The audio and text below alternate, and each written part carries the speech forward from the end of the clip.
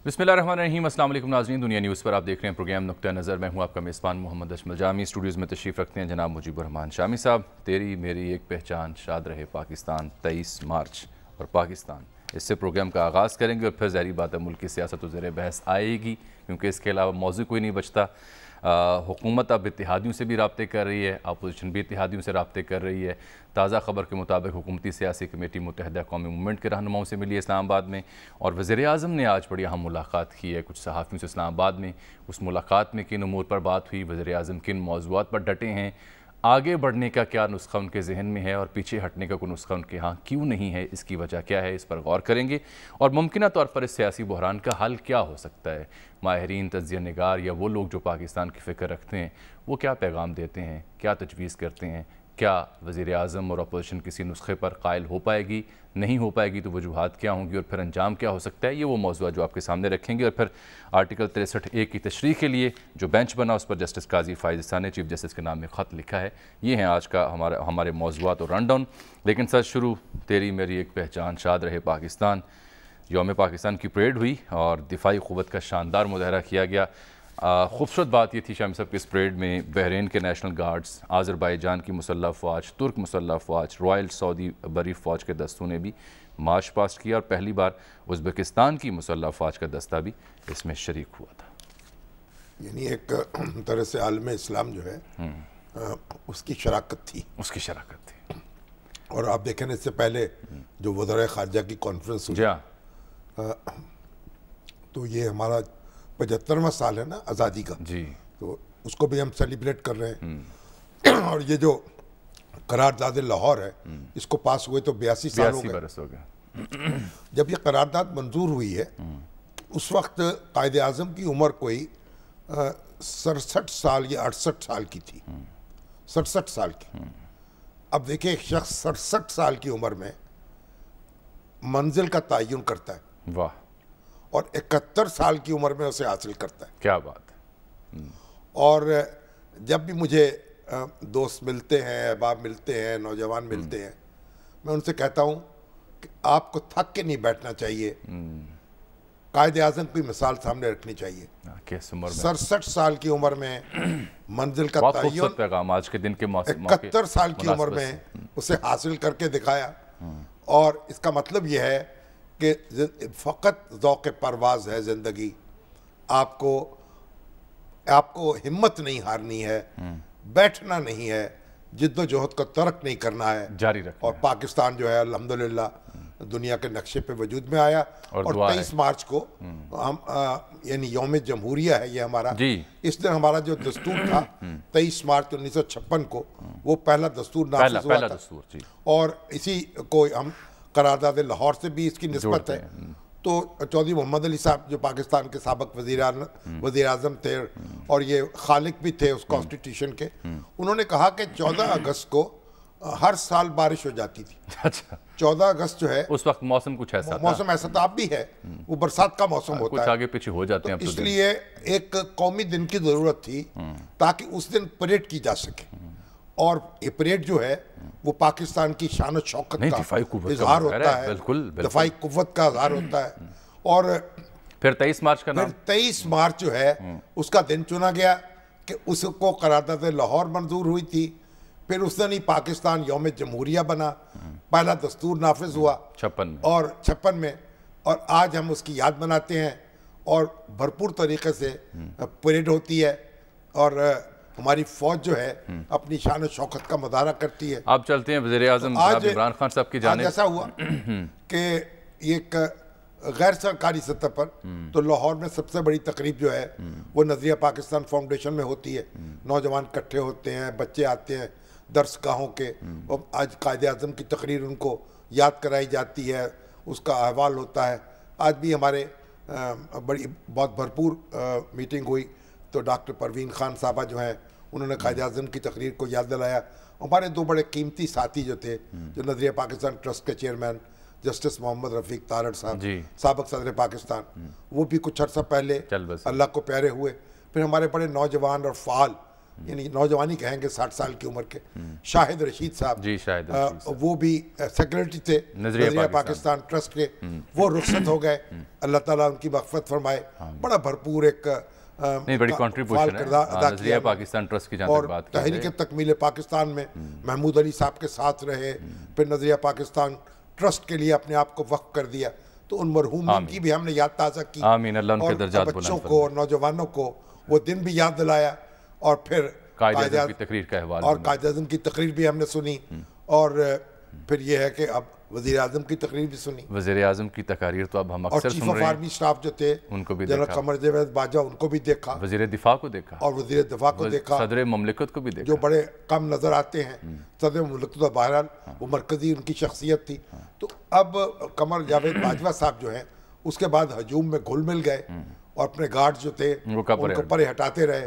اور لوگوں نے فاصلے جو تھے ان کے درمیان کے ختم کر دیے یہ بھی ایک بڑی وائرل ہوئی ہے آج کی نہیں خوبصورت ویڈیو جو ہے بڑا خوبصورت پیغام ہے عوام اور کاش کے سیاستدان بھی اس سے کچھ سیکھیں عوام اور فوج ساتھ ساتھ اور آپس میں گھل مل جانے کی کوئی ترکیب سیاستدان تو عبد الخان صاحب آج بہت اچھی تقریر کی ہے لیکن آج کے دن بھی انہوں نے اپوزیشن کو تسلیم کرنے سے انکار کیا ہے جو ملے ہیں ہمارے جرنلسٹوں ان کے پاس جاتے ہیں اس میں بھی یہی بات ہے راجہ محسن اجاز میں کیسے بیٹھوں اپنی توہین کیسے برداشت کروں انہوں نے یہ کہا کہ شہباز شریف کے ساتھ بیٹھنا توہین ہے یہ مجرم ہے قومی یہ لوگ اپوزیشن والے تو راجہ محسن اجاز وہاں سر موجود تھے ان سے حوال لیتے ہیں پھر ہم رابطہ کریں گے سینئر تجزیہ نگار پریزیڈنٹ دنیا میڈیا گروپ جناب کامران خان صاحب سے کہ ہم جو ہو رہا ہے وہ تو آپ کی خدمت میں پیش کرتے ہیں لیکن ممکنہ حل کیا ہو سکتا ہے اور کون مانے گا اس حل کو مانا بھی جا سکتا ہے یعنی اس بابت ان کی بھی ایک رائے ہے وہ شامل کریں گے راجہ محسن اجاز کوئی میرا خیال ہے 1.25 گھنٹہ طویل آپ کی ملاقات ہوئی 9-10 صاحب صحافی تھے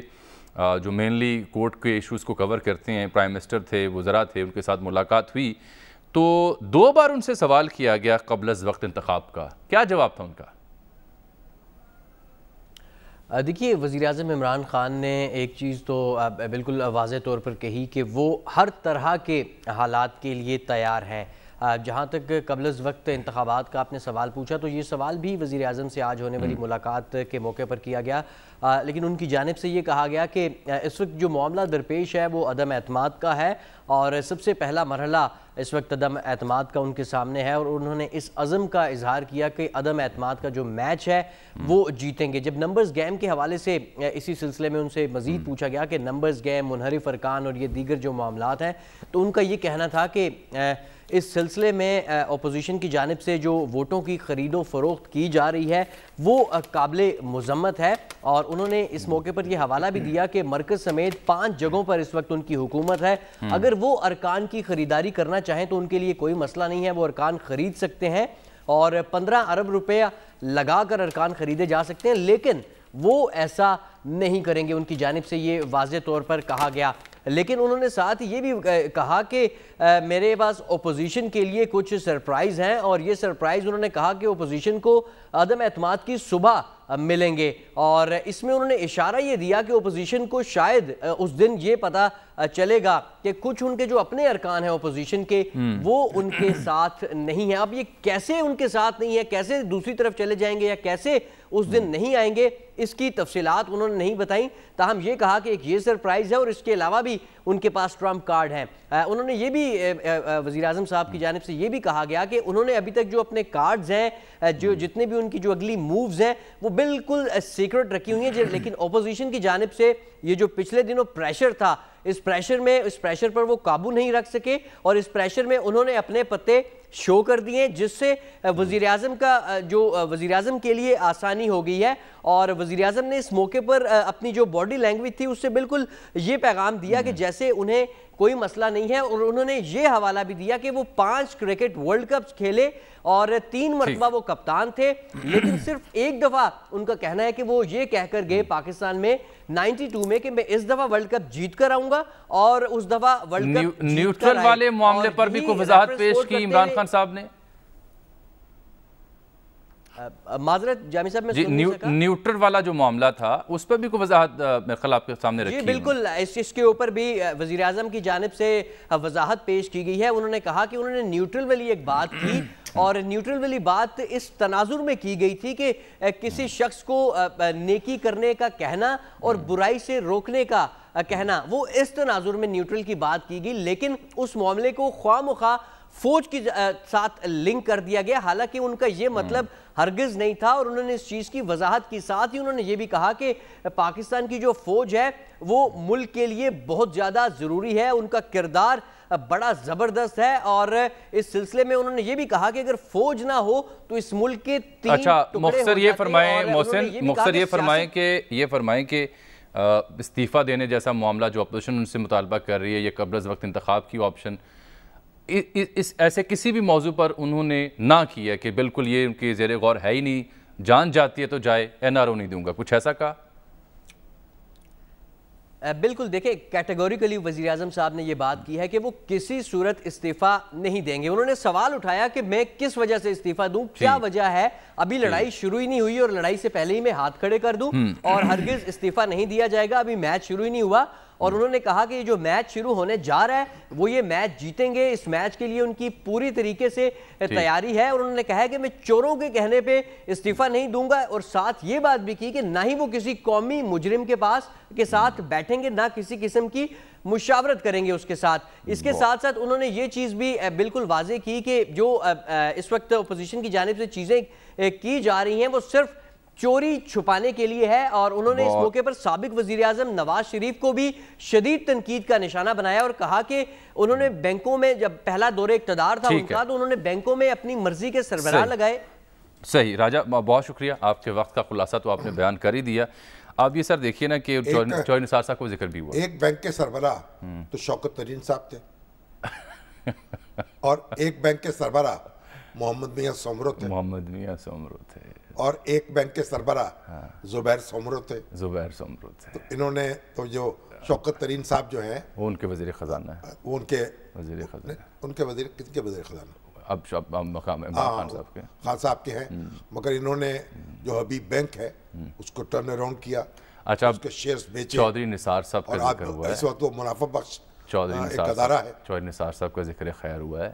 چوہدری نثار صاحب سے ملاقات ہوئی ہے، انہوں نے کہا جی ہوئی ہے. ہم نے اس کا تصدیق کی کہ انہوں نے کیا کہا اور ایگزیکٹ کیا ہوا. تو سلمان غنی صاحب سے بات ہوئی، عامر الیاس رانا صاحب سے بات ہوئی، باخبر لوگ ہیں اس معاملے پہ.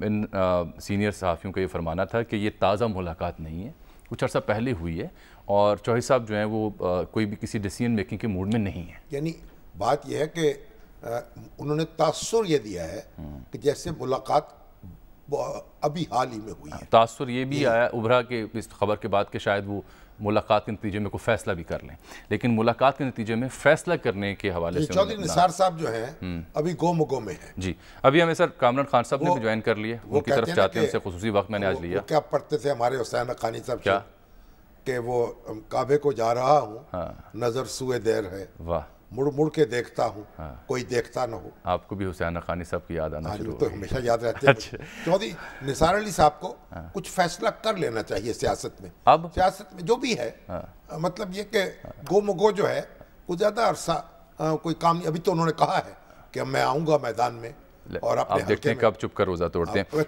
کامران خان صاحب بہت شکریہ سر آپ کے قیمتی وقت کا. معاملہ یہ ہے کہ آپ اپنے حالیہ پروگراموں میں، تبصرے میں، تجزیے میں یہ رائے فراہم کر رہے تھے، مشورہ دے رہے تھے ایک فکر کے ساتھ کہ کوئی مل بیٹھ کے افہام و تفہیم کے ساتھ کوئی حل نکلنا چاہیے، چاہے وہ قبل از وقت انتخابات ہوں یا اصلاحات کا معاملہ ہو. لیکن پرائم منسٹر صاحب جب بھی تقریر کرتے ہیں یا صحافیوں سے ملے ہیں وہ تو انہیں قومی مجرم قرار دیتے ہیں، ان کے ساتھ مل بیٹھنے کو تیار نہیں ہیں. میری ذاتی اطلاعات یہ ہیں کہ کچھ سیانوں سے بھی پرائم منسٹر ملے چند روز پہلے، وہاں بھی کچھ ایسی بات کی گئی کہ قبل از وقت انتخاب ایک اچھا عمدہ آپشن ہو سکتا ہے، افہام و تفہیم جو سیاست میں ہے وہ ایک بہتر طرز عمل ہو سکتا ہے، لیکن بدلے میں ان کی تقاریر جو ہیں وہ کچھ اور ہی پیغام دیتی ہیں. تو یہ موجودہ سیاسی بحران میں فریقین کے لیے قابل قبول حل کون لا سکتا ہے، کیسے اسے قابل قبول بنایا جا سکتا ہے، اور ناقابل قبول ہونے کی وجہ کیا آپ کو سمجھ آتی ہے؟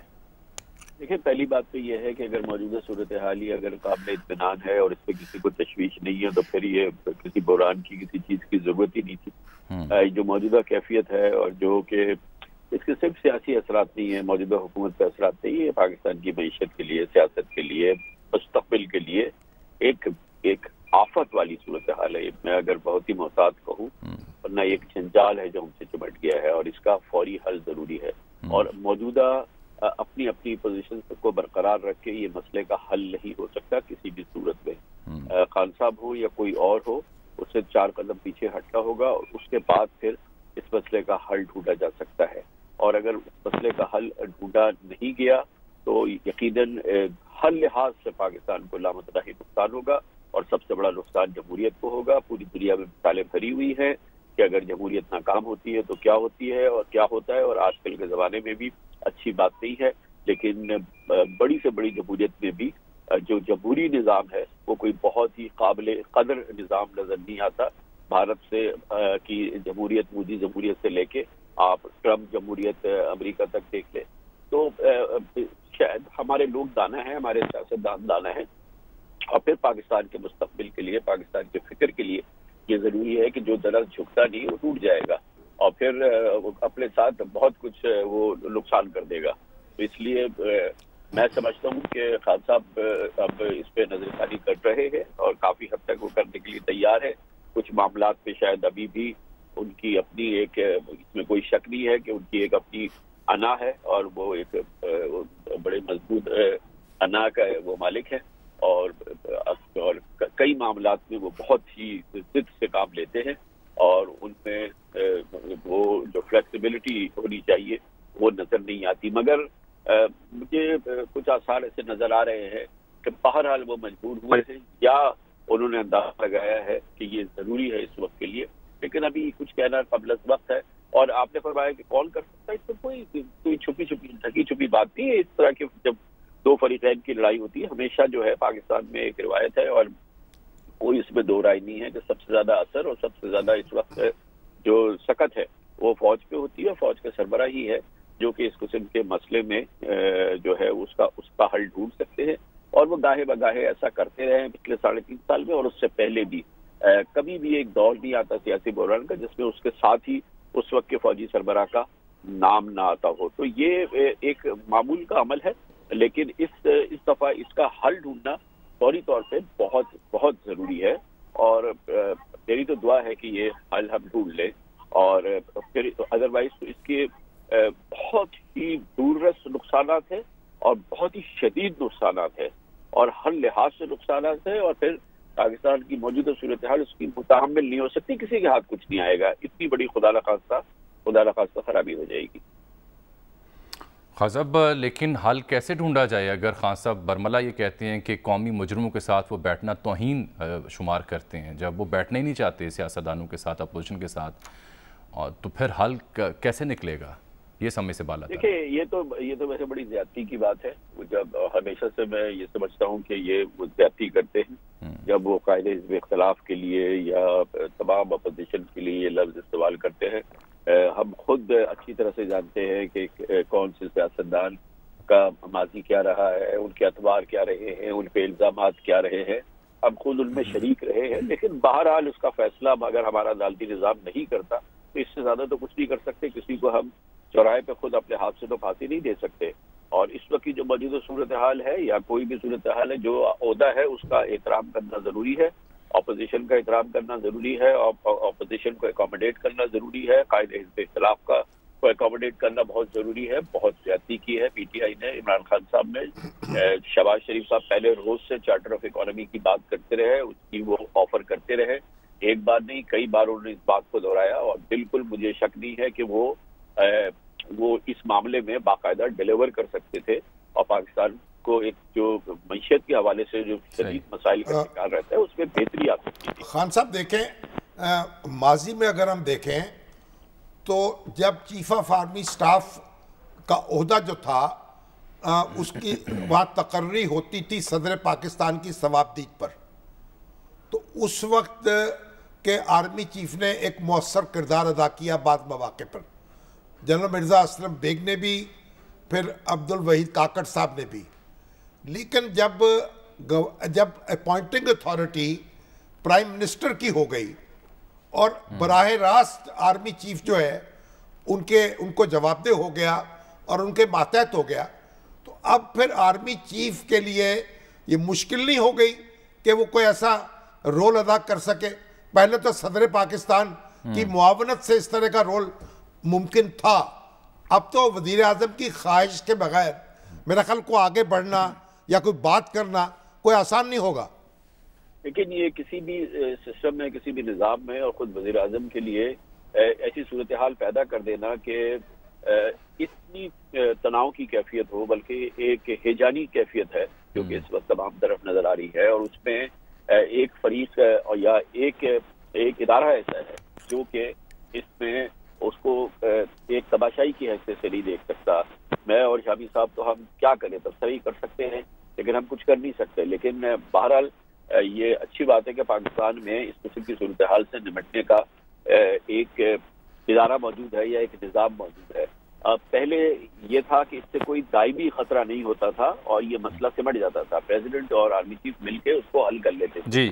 لیکن اب اگر یہ ہوا تو یہ تو ایک دائمی خطرہ ہو جائے گا، یہ تو دائمی خطرہ جمہوریت کے لیے ہو جائے گا۔ یہ کیسے ہو سکتا ہے کہ ملک ڈوب جائے اور سب اس کو بیٹھ کے نظارہ کرتے رہیں اور اس کو ڈوبنے دیں؟ تو بہتر یہی ہے کہ اس طرح کی دورس کیفیت ہو، اپوزیشن کو بھی دیکھنا ہوگا، اگر ان کو موقع ملتا ہے تو انہیں 2 قدم پیچھے ہٹنا ہوگا، اور کوئی اس میں مذائقہ نہیں ہے۔ دیکھیں پاکستان میں بڑی اچھی روایت قائم ہوئی ہے سن 2008 کے بعد سے، یہ پہلے پیپلز پارٹی کی حکومت نے، پھر نون لیگ نے اپنے 5 سال کی مدت پوری کی، اندرونی جو اس دوران تلاطم رہا وہ اپنی جگہ، لیکن یہ ایک بہترین روایت قائم ہو گئی کہ دونوں حکومتوں نے 5 سال اپنی مدت پوری کی اور روایت کے مطابق انتقال اقتدار ہو گیا۔ کیا مذائقہ ہے کہ عمران خان صاحب کے لیے اب 1 سال 1.25 سال جو بھی ہے وہ رہ گیا ہے، تو ان کو گزارنے دیا جائے، یا یہ کہ ابھی گفتگو کے ذریعے اور 1 قدم پیچھے ہٹ کے ان کو قائل کر لیا جائے کہ چند ماہ پہلے وہ الیکشن کرا دیں۔ لیکن اس وقت اس صورتحال میں دیکھیے اس وقت عمران خان صاحب کو نکال باہر کرنے کی کاوش کے پیچھے صرف سب سے قریبی جو معاملہ ہے وہ یقینی طور پہ ان کی وہ خواہش ہے کہ وہ ایک متنازع شخصیت کو، کسی وقت ان کی خواہش تھی، میں سمجھتا ہوں تو نہیں رہی ہے، کہ وہ جل باجوہ کا جانشین بنانا چاہتے تھے۔ یہ وہ مسئلہ ہے جس نے اس وقت ان کی اس پورے مدت پہ جو ہے سب سے بڑا اثر ڈالا ہے، چاہے اس کی کوئی بھی اس میں سیاسی جماعتیں سامنے آ گئی ہوں یا اس کے لیے کوئی بھی مسائل سامنے رکھے گئے ہوں، مہنگائی یا دوسرے مسائل یا اس کی کئی بڑی معروف نالائقیاں، مگر اصل مسئلہ یہی ہے۔ تو بہتر یہی ہے کہ ان تمام یہ اتنے کوئی مسئلے نہیں ہیں، اپوزیشن کو بھی تھوڑا بہت اپنا فراخی دکھانی ہوگی اور حالات کی نزاکت کو سمجھنا ہوگا۔ حالات کی نزاکت جو ہے وہ بہت ہی امپورٹنٹ ہے کہ سمجھے، ورنہ بہت ہی نقصان ہو جائے گا۔ تو جمہوریت کا تو ہو گئی ہوگا، اس دوران میں جو کئی مہینوں تک محیط ہوگا ہمارے ملک کی معیشت اور کاروبار کو، سرمایہ کاری کو، اور دنیا میں ہم مذاق کرنے آئیں گے دنیا۔ بالکل ٹھیک، بہت شکریہ جناب، بہت شکریہ جناب کامران خان صاحب۔ سر یہ باتیں آج کامران خان صاحب کے تبصرے کی صورت میں سوال بنیں، اور سوال کی صورت میں خان صاحب سے بھی کچھ صحافیوں نے پوچھیں، جس پر انہوں نے بس کہا لگایا اور خاصا طویل کہا لگایا، اور ظاہری بات ہے وزیر اعظم مشاورت کا عمل تو رکھتے ہیں، کچھ دوستوں سے، سیانوں سے، متعلقہ حکام سے بھی، ان مشوروں میں بھی یہ 2 نکتے اٹھائے گئے۔ ایسا ہو کوئی نامبر جو بات ہماری سن سکے، سن کے یقین کر سکے، جا کے انہیں سنا سکے۔ واہ، یہ میرا خیال ہے کہ جو آرزو ہے ہماری، یہ بس آرزوؤں سے پھرا کرتی ہیں تقدیریں کہیں۔ صدر مملکت جو ہیں ڈاکٹر عارف علوی صاحب، وہ اخلاقی طور پر ان کی ایک حیثیت ایسی ہے، اگرچہ ان کے پاس اختیار نہیں ہے اور اب اختیارات وزیر اعظم کے پاس ہے سارے، لیکن اس کے باوجود ایک گھر کے بڑے ہیں، وہ اس میں کچھ پیش رفت کر سکتے ہیں، لیکن ادروائز تو پھر جو آئین میں لکھا ہوا ہے اس کے مطابق معاملات کو چلانا ہوگا۔ اب خان صاحب یہ کہتے ہیں کہ میں سرپرائز دوں گا، اب بڑی دلچسپ بات ہے، ایک طرف کہتے ہیں کہ ہمارے ارکان جو ہیں ان کو خریدا جا رہا ہے، دوسری طرف کہتے ہیں اپوزیشن کے ارکان جو ہیں وہ میں توڑوں گا، یا خواہش ہے چلے ایک بریک یا دھمکی ہے، تو اب وہ کیسے ٹوٹیں گے؟ تو یہ جب وہ ٹوٹیں، تو کیا اب کیا کہوں میں اس کو؟ چلیں ایک بریک، جب میں چلوں، کیا کہا کسی شاعر نے، ایک بریک لے، جب میں چلوں، جب تم چلو زمین چلے آسمان چلے، اور جب میں چلوں تو سایہ بھی میرا نہ ساتھ دے، حسب حال ہے۔ ایک بریک کے بعد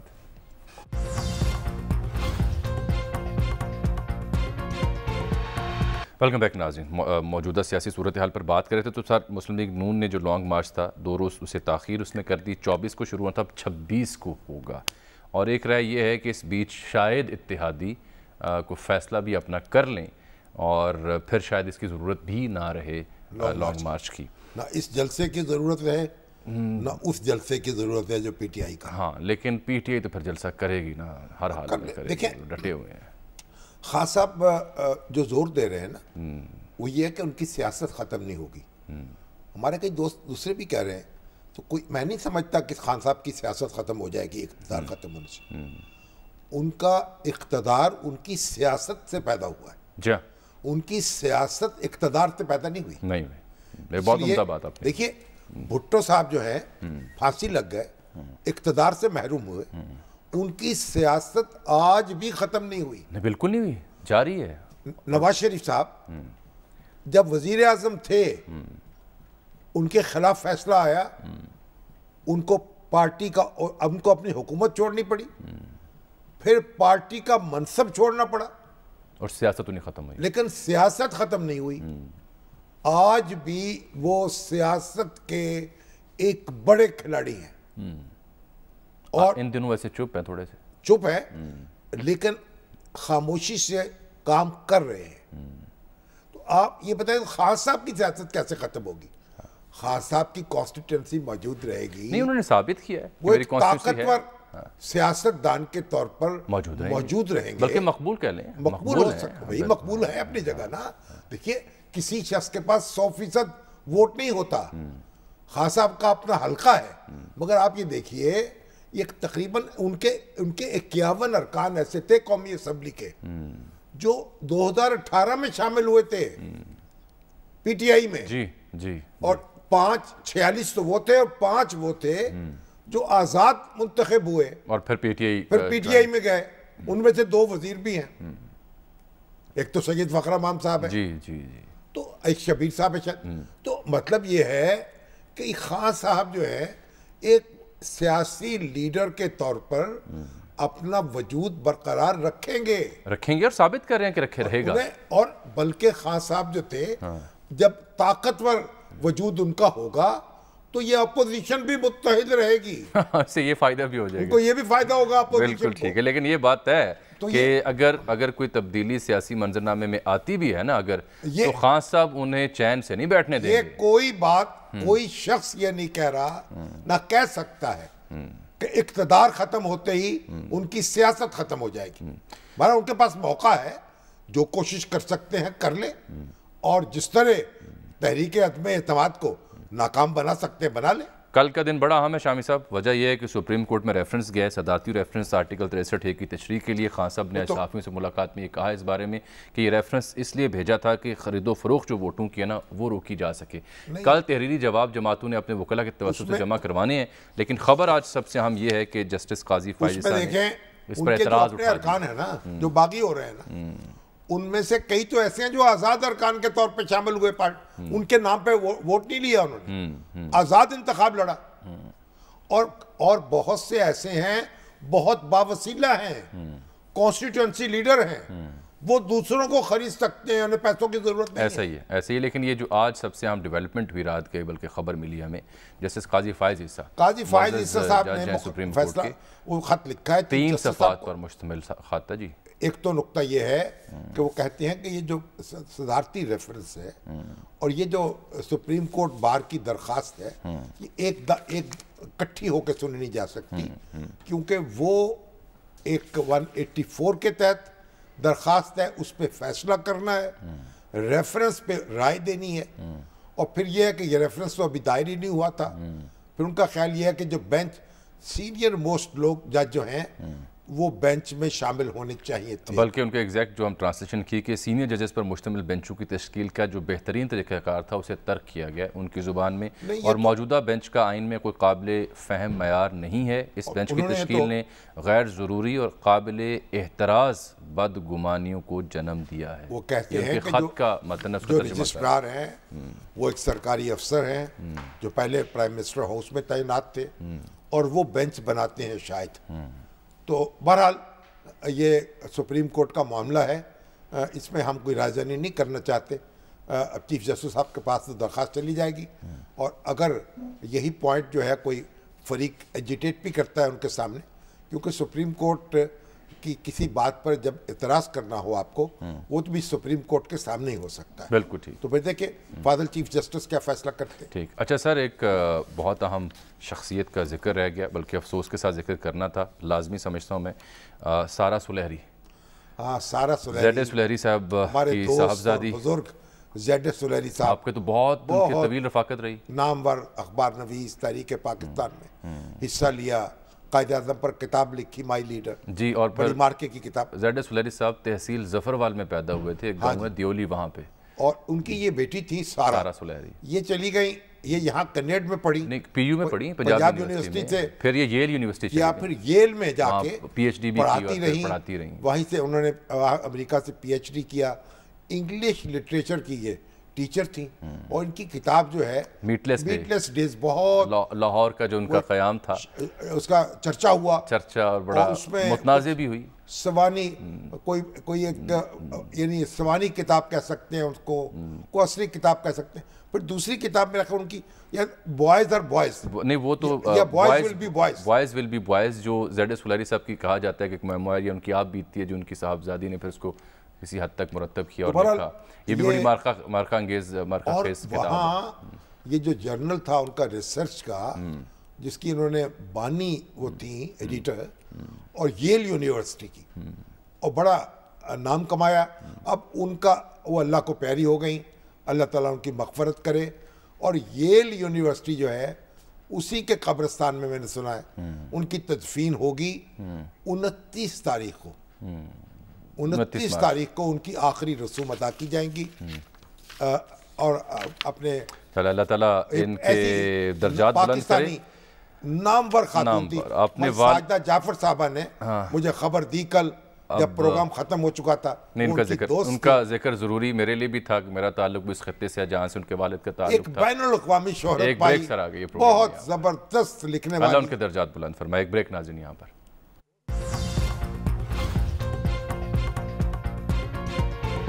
ناظرین, اس کے ساتھ ہی آج کے پروگرام کا وقت یہاں ختم ہوتا ہے. آپ سے ملاقات کل, تب تک لیے اجازت, اللہ حافظ.